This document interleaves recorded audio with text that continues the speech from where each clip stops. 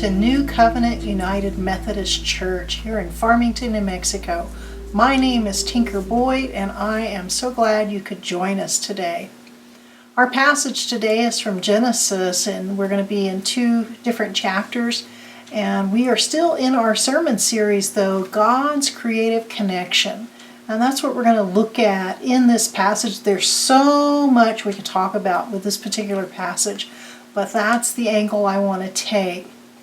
But before I read our passage, one thing I would like to do is talk about the customs surrounding hospitality in Mesopotamia during the time of Abraham.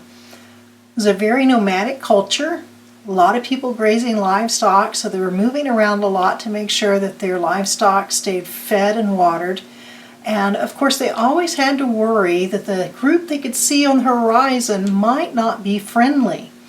And so the more you got to know people, the less often you had to be on guard, because you could look in the distance and say, oh, I remember them, and I sat and ate with them, they spent a night with me, and you know what, I think, we don't have to be as worried about this group. And so it would take some stress off of you. And so it became the culture in Mesopotamia to try to get to know one another, so that you did not have to be so afraid when you saw someone off in the distance. And so scholars have looked at how that hospitality customs worked, and they've noticed some things about them that I want to explain. First of all is that the stranger or the guest would be very blunt about the way they presented themselves to someone, but without saying anything. So they would actually come and stand. Now, if it was in a village, they would stand at the community well, or they would stand in an open square, somewhere it was obvious that it was kind of a community area, and they would simply just go in there and not say anything, not do anything, just stand. And that would allow other people to see them and realize that they are waiting for someone to respond to them. If they went into the square and were cleaning their staff or something, no one would realize that they were there waiting for someone to acknowledge them. So they would go and just stand there and wait. Now, once it was recognized that this was a stranger seeking hospitality, it was a responsibility of the head of the household or a figure in the village, a male figure, which was the custom at that time, would then go and acknowledge them. And in their acknowledgement, they would make an invitation. And that invitation would specify what they were going to offer and over what time frame they were going to offer it. So usually it was a meal, food for their livestock, and a place to sleep. One day, one night, that was the custom. But that would be spelled out in the invitation. Now they could make it shorter, they could make it longer, but usually they started out with a day and a night, and then at the end of that, both the host and the guest could then make a decision about whether they wanted to extend that or not. Perhaps they were getting along and realized that this might be somebody I could develop some trade relations with or become an ally, and so you might want to spend more time getting to know them. And so at the end of that time, you would extend it. Now, even if you were a guest that was exhausted and you needed a week of recovery, let's say you have been beaten up on the road, you have no supplies left, all your stuff was stolen, you're physically exhausted, you really need to spend a week with somebody, you would still know that usually you're going to be offered a day and a night. And then at the end of that, the discussion could be made. In return, once the host made the offer, the stranger now, the guest, has to decline or accept. Now, declining it could be a form of hostility. You could be saying, I've already decided I don't like you and we're going to fight. And so most of the time you didn't decline it unless your intention all along was to cause some trouble. So you would accept the offer. discussions could be made later about extending it. And then now, no matter what the host had offered, they would then provide their best. So usually they would say, I'm going to offer you a little water, a little bread, a little grain for your livestock, and, a place to spend the night. I've got a little tent you can stay in. And now, once the stranger accepts it, once the guest accepts it, the host, though, would actually offer their best. Instead of being a little water and a little grain, they would actually go and offer generously and offer the best of what they had. The guest was expected to accept what was offered, not to complain about what was offered, to accept it and acknowledge it as the host, as best that the host had, and then provide some news and predictions of good fortune. So that was their responsibility. That was their part of it.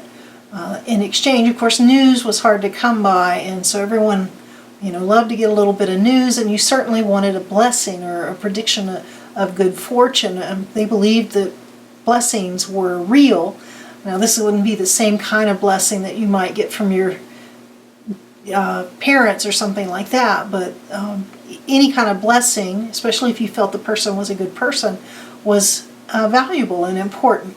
And so that's what the stranger would offer back, is news and these predictions of good fortune. So now let's read our passage and note where you see this cultural stuff coming into play. Start with Genesis 18, 1 through 15, and then we will read Genesis 21, 1 through 7. The Lord appeared to Abraham by the oaks of Mamre, as he sat at the entrance of his tent in the heat of the day. He looked up and saw 3 men standing near him. When he saw them, he ran from the tent entrance to meet them and bowed down to the ground.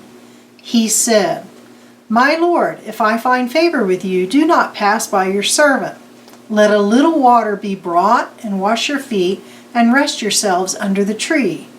Let me bring a little bread, that you may refresh yourselves, and after that you may pass on, since you have come to your servant." So they said, "Do as you have said." And Abraham hastened into the tent to Sarah and said, "Make ready quickly 3 measures of choice flour, knead it, and make cakes." Abraham ran to the herd and took a calf, tender and good, and gave it to the servant, who hastened to prepare it. Then he took curds and milk and the calf that he had prepared and set it before them. And he stood by them under the tree while they ate. They said to him, "Where is your wife Sarah?" And he said, "There, in the tent." Then one said, "I will surely return to you in due season, and your wife Sarah shall have a son." And Sarah was listening at the tent entrance behind him. Now Abraham and Sarah were old, advanced in age. It had ceased to be with Sarah after the manner of women. So Sarah laughed to herself, saying, "After I have grown old and my husband is old, shall I have the pleasure?" The Lord said to Abraham, "Why did Sarah laugh and say, 'Shall I indeed bear a child now that I am old?' Is anything too wonderful for the Lord? At the set time I will return to you in due season, and Sarah shall have a son." But Sarah denied, saying, "I did not laugh," for she was afraid. He said, "Oh yes, you did." The Lord dealt with Sarah as he had said, and the Lord did for Sarah as he had promised. Sarah conceived and bore Abraham a son in his old age, at the time of which God had spoken to him. Abraham gave the name Isaac to his son whom Sarah bore him, and Abraham circumcised his son Isaac when he was 8 years old, as God had commanded him. Abraham was 100 years old when his son Isaac was born to him. Now Sarah said, "God has brought laughter for me. Everyone who hears will laugh with me." And she said, "Who would ever have said to Abraham that Sarah would nurse children? Yet I have borne him a son in his old age." Well, as I mentioned, there's a lot we can take from this. And of course, we could do a whole sermon on hospitality. And there is, of course, an importance to this hospitality. And you notice, though, we talked about this culture of hospitality, and we saw it right there in the passage, So you've got Abraham, he's sitting outside, it's hot, and 3 men show up. Now, it says the Lord showed up. That is for us, the reader. That is not for Abraham's benefit. Abraham did not know it was the Lord. He just sees 3 men. And he does as custom tells him to do. He goes and he makes an offer. And he makes a modest offer, a little food, a little water, and he sets a time limit on it. Now, surprisingly, it's not the customary 1 day and 1 night. It's just the day until the meal's over, and then you may pass on. But then he does his best afterwards. He has Sarah. Now, they've got quite a few servants at this point, but instead of having the servants pick, he has Sarah pick the best flour and makes a tremendous amount of bread for 3 people. And then he goes himself and picks out the best calf, though he does have the servant prepare it. So he is doing as custom requires. He is offering his best to these 3 men. Now they are going to respond and offer him a prediction of good fortune. Now here's where it's important to know what happened in the previous chapter. In chapter 17, we see that God appears to Abraham and reminds him of his promise that he will have a son with Sarah. At this point, he already has Ishmael. God had made the promise 24 years before, and they had grown apparently doubtful that it was ever going to happen, and so they had made the decision, him and Sarah, to have Abraham take Hagar as a wife and have a child through her, which was Ishmael. And so now he has Ishmael, but God comes to him again and says, no, Sarah's going to have a son. And here's his response to that. Then Abraham fell on his face and laughed and said to himself, can a child be born to a man who is 100 years old? Can Sarah, who is 90 years old, bear a child? And Abraham said to God, oh, that Ishmael might live in your sight. So basically, when God comes and reminds him of this promise that he's going to have a son with Sarah, he laughs and he says, yeah, right. There's no way. I'm past childbearing. Sarah's definitely past childbearing. We've already tried that. It didn't work. We fixed the problem. Now, God, please acknowledge Ishmael as the answer to your promise. I mean, he's kind of saying to God, in God's face, you know, God, you couldn't do it. We fixed it. Here's that solution. Why don't you just move on past what you promised, because that's obviously not going to happen, and just, go ahead and bless Ishmael instead, because that we fixed the problem for you because you couldn't fix it. And God's response to him is, no, but your wife Sarah shall bear you a son, and you shall call him Isaac. So he's very firm in responding to Abraham and saying, no, Sarah's going to have a child. And now I don't know if Abraham left that encounter believing or not, but God has set it up for Abraham that though he's doubted, once Sarah gets pregnant, Abraham is going to remember this, and it's going to grow his faith.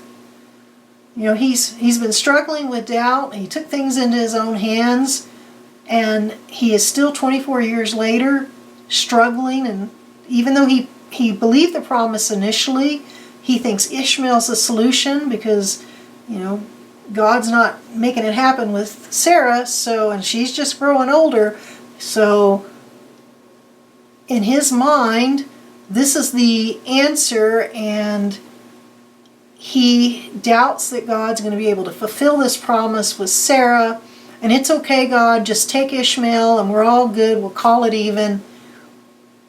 But God instead reminds him again of the initial promise, and that when it happens, Abraham's faith is going to take this huge jump.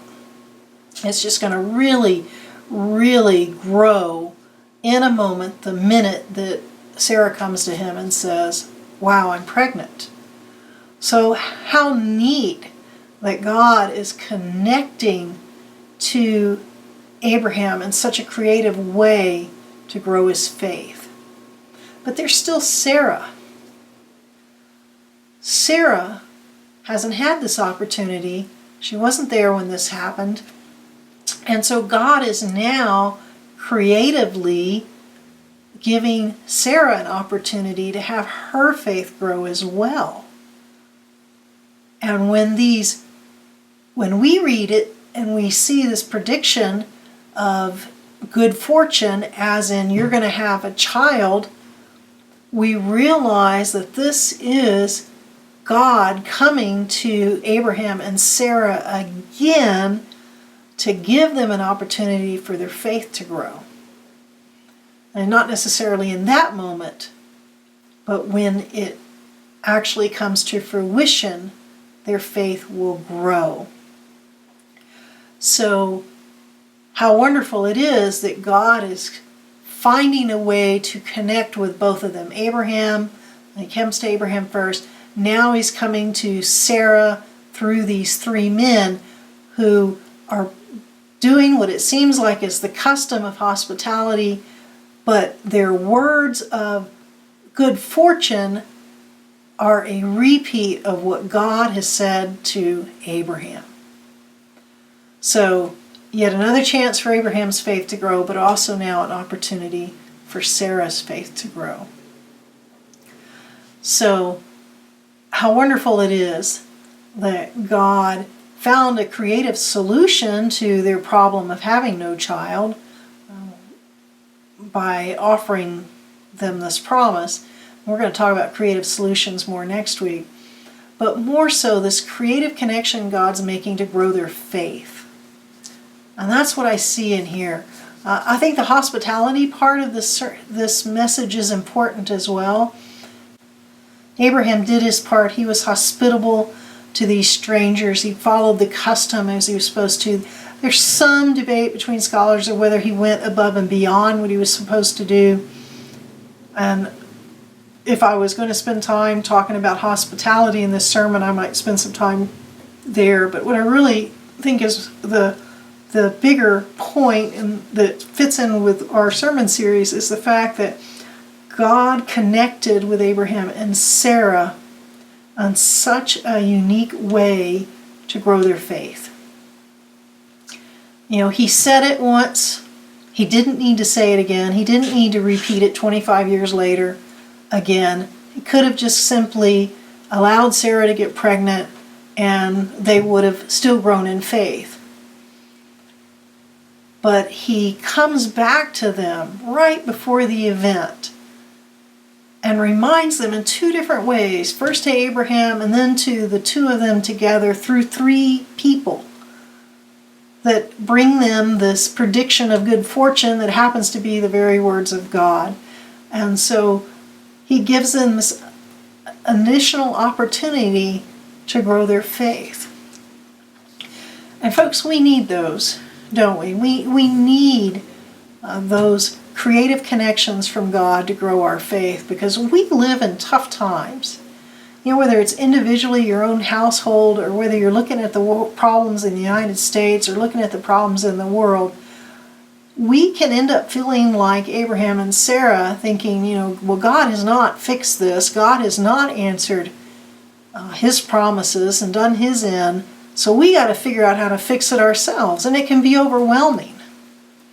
You know, we were sitting around at the house talking about the tensions between the races right now and the tension between police, and thinking about how do you solve that, because even if you come up with a perfect system to solve it, there's still the memory that people carry that makes them fearful and makes them suspicious.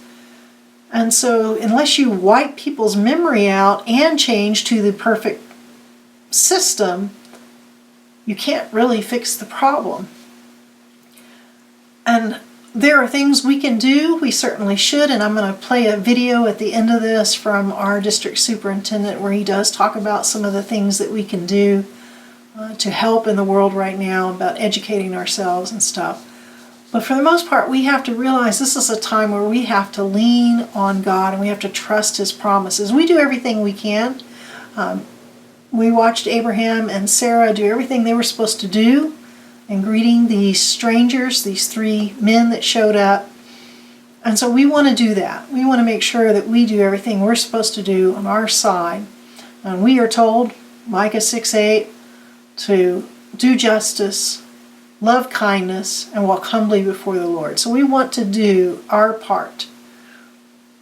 But then we wait on the Lord. We have patience. And we are so thankful, though, that while we're trying to be patient, that God is willing to connect with us and grow our faith. There are so many times that I know we struggle to believe in God's promises. And we can read Abraham's story and in a blink of an eye. And so it's easy for us when he gets the first promise and then he and Sarah come up with a scheme with him and Hagar. We can easily sit there and read it and say, oh, don't do that. Just wait. Just trust the Lord. Just give him a little more time. Because that 25 years for us is a blink of the eye. But you know, when Abraham and Sarah were living those 25 years, it was not a blink of the eye. And we know that because we live in our 25 years. And of course, you know, Christ died over 2,000 years ago, and so we feel that to some extent. We feel those years, but we have to remember the blink of the eye story is what's supposed to help us get through those 25 years. And so that's what we need to focus on, is remembering these stories, or to encourage us. These are God creatively connecting with us now to remind us to be patient, to remind us that He is at work, to remind us that He does fulfill His promises. And so we need to take these stories and apply them to the times like these. Times where we're wondering about things like COVID and people are losing their jobs and people are struggling with their finances, where we're seeing race wars and riots, and we're seeing tension between cops and the communities that they serve. So we need to apply these lessons and believe that God can come up with a solution to fix those problems, and in the meantime we do what we're supposed to do. And it is hard when it takes time. And so we need to be thankful for these stories as reminders that yes, God does things on His own time, and we need to trust Him and just continue to do our part. So we're going to have to trust God with all these things that are going on right now and do the best we can to offer the best hospitality we can. Amen.